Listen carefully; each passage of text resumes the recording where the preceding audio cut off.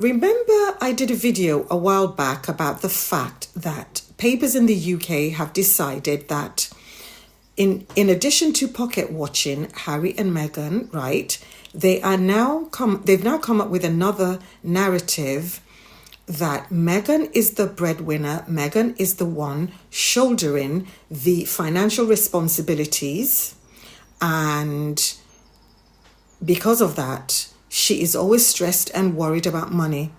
So another magazine has come out to say, an unnamed source, and remember, all their sources are always unnamed. This source also confirms that Meghan is shouldering massive outgoings, having sleepless nights. They've added that, by the way, that she's now having sleepless nights, and she's putting a brave face about the financial pressure that she and Harry are under. And this time, remember, they've added... The British tabloids are doing what they always do when it comes to Prince Harry and Meghan Markle. Every few months, they recycle the exact same storyline, change a few details, throw in an unnamed source, and suddenly we are supposed to believe the Sussexes are on the verge of financial collapse. But what's funny is how the narrative keeps changing, because they can never make the facts line up. First, we were told Harry and Meghan were completely broke and would come crawling back to the royal family within months. Then that didn't happen. Then the story became, well, actually, they've still got some money left. Then it became, Meghan is the breadwinner.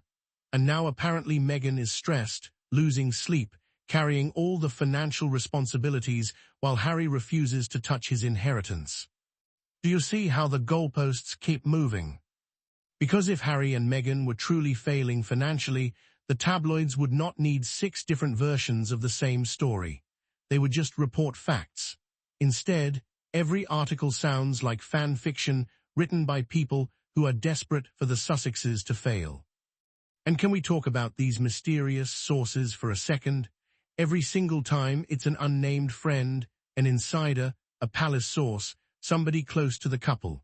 Yet somehow these people never have names, never provide evidence, and always sound suspiciously like tabloid writers talking to themselves. The obsession with pocket-watching Harry and Meghan is honestly incredible.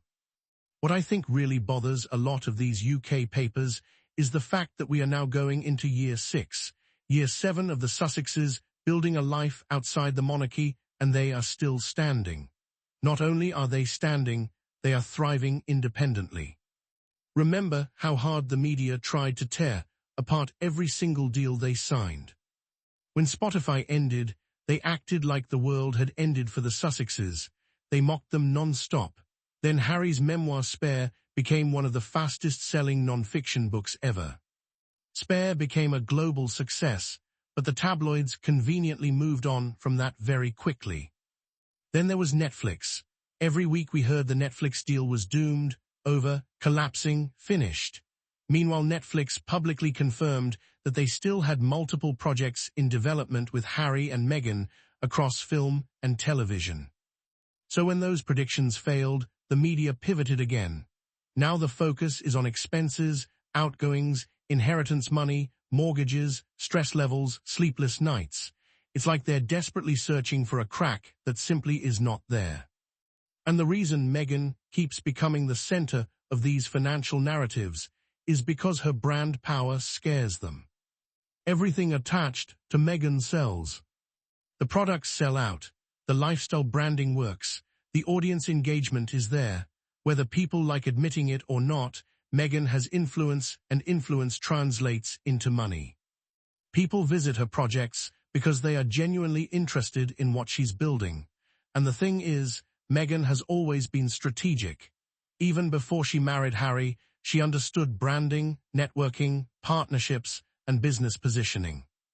This idea that Meghan is some helpless woman panicking over bills does not even align with the woman we've watched for years.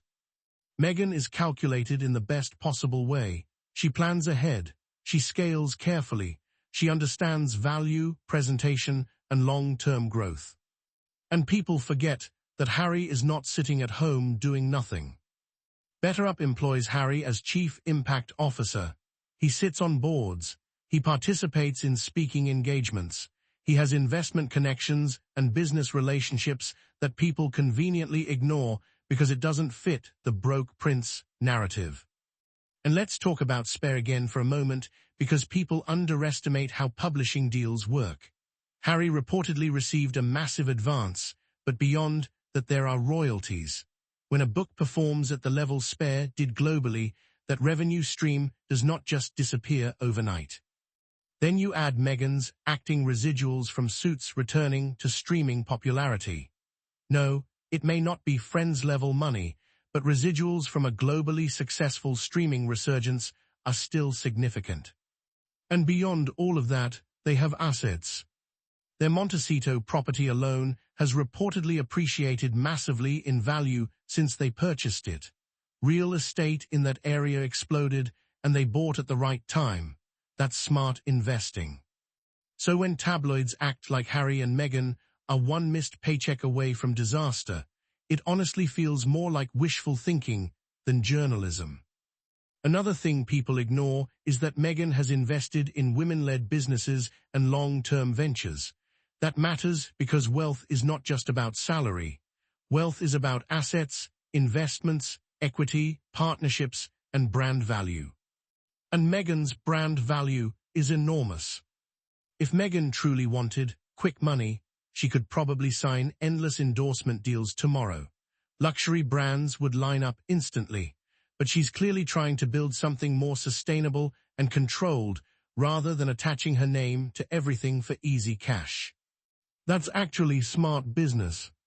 What I find fascinating is how some people simultaneously claim Meghan is financially desperate while also claiming she's surrounded by powerful Hollywood figures determined to help her succeed.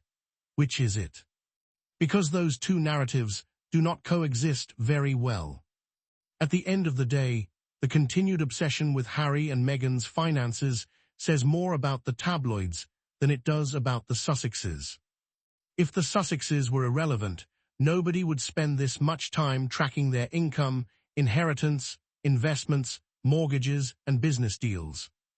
The reality is that Harry and Meghan represent something the establishment never expected.